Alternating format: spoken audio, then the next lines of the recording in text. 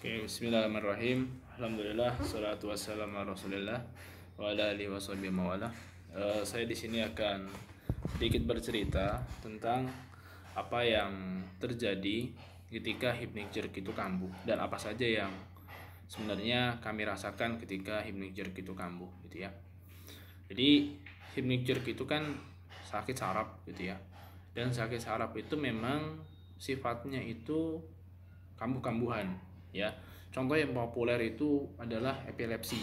Epilepsi itu kan kadang-kadang muncul, kadang-kadang enggak ya. Dan munculnya ini bisa karena trigger tertentu, karena pemicu tertentu, dan bisa juga karena hal-hal yang tidak diketahui. Oke lah, itu merupakan ujian dari Allah ya. Kadang-kadang hypnic jerk pun begitu, kita bisa tahu penyebabnya, tapi bisa juga kita nggak tahu penyebabnya apa. Tiba-tiba kita ngejerk gitu kan, tidur udah mau coba tidur hypnic jerk tiba-tiba ya kan. Cuman kebanyakan sih tahu ya kalau masalah hypnic jerk ini, karena kan ini berdasarkan apa yang saya dapatkan ya. Ada karena ada masalah, ada problema, karena stres ya, kemudian dia hypnic jerk kambuh. Oke, berarti dia tahu karena stres. Ada lagi karena makan MSG, ada lagi karena ngopi, ada lagi karena apapun itulah ya. Yang jelas ujung-ujungnya kambuh. Cuman ada juga yang nggak tahu tiba-tiba kambuh, ya itu berarti ujian lah gitu ya, ujian dari Allah untuk menghapus dosa-dosa kita ya. Siapa tahu kita memang banyak dosa ya, itu ujian ya. Dan yang perlu kita ingat bahwasanya sesungguhnya setelah kesulitan itu pasti akan ada kemudahan gitu ya.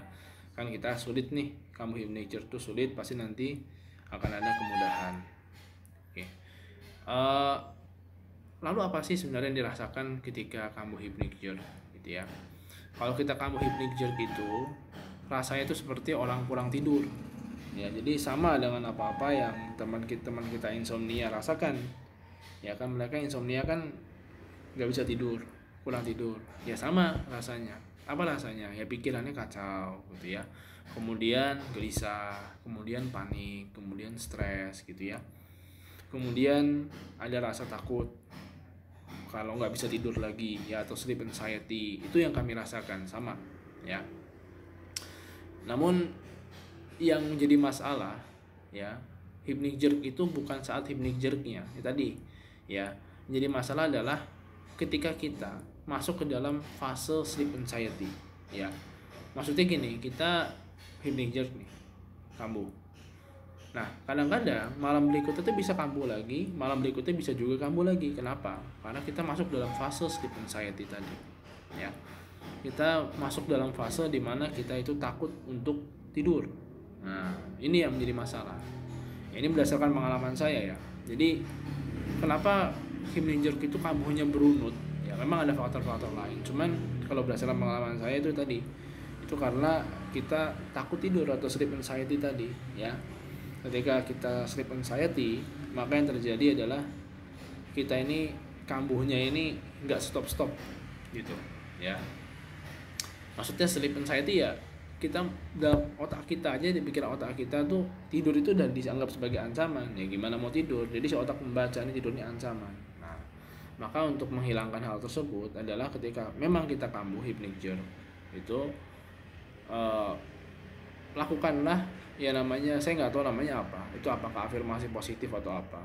Ada istilahnya terapi kayak bodoh amat gitu loh. Bodoh amat itu artinya bodoh amat nanti bisa tidur atau enggak, yang penting saya udah mencoba tidur gitu ya. Dan kita harus ridho, harus bertawakal juga di situ, dan yakin bahwa kita bisa tidur ya.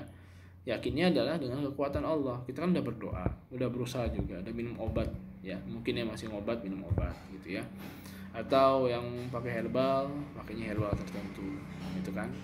Atau kalau mau apa, mungkin dia gara-gara hypnic jerk kambuh dia puasa atau apa, udah berusaha apapun dan kemudian berdoa, ya yakin aja bahwa si Allah akan kasih tidur gitu kan. Dan kita ini nggak usah apa terlalu mikirin bisa tidur atau enggak ya, bisa tidur atau enggak ya, ini memang susah. Cuman kalau itu kita pikirin, nanti malah nggak tidur gitu kan. Nah, dan memang hypnic jerk ini unik sih ya.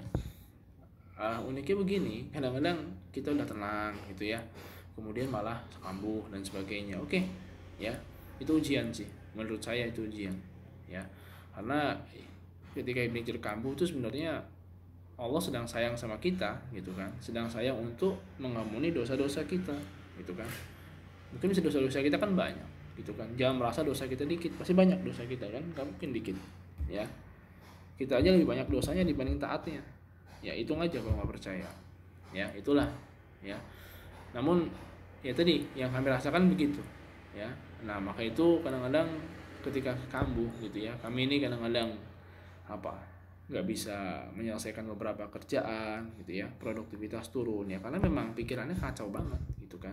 Dan apalagi kalau sudah berhari-hari, wah itu rasanya benar-benar nggak enak. Waliyatubillah, semoga Allah melindungi dari hal tersebut ya. Bahkan kalau saya berhari-hari itu kadang-kadang pikirannya tambah kacau, dia muncul muncul biasanya suicidal thought atau pikiran untuk bunuh diri, pikiran untuk mengakhiri hidup. Dan itu benar ya, saya merasakan ya, bukan melakukan ya, merasakan ada rasa-rasa seperti itu ya.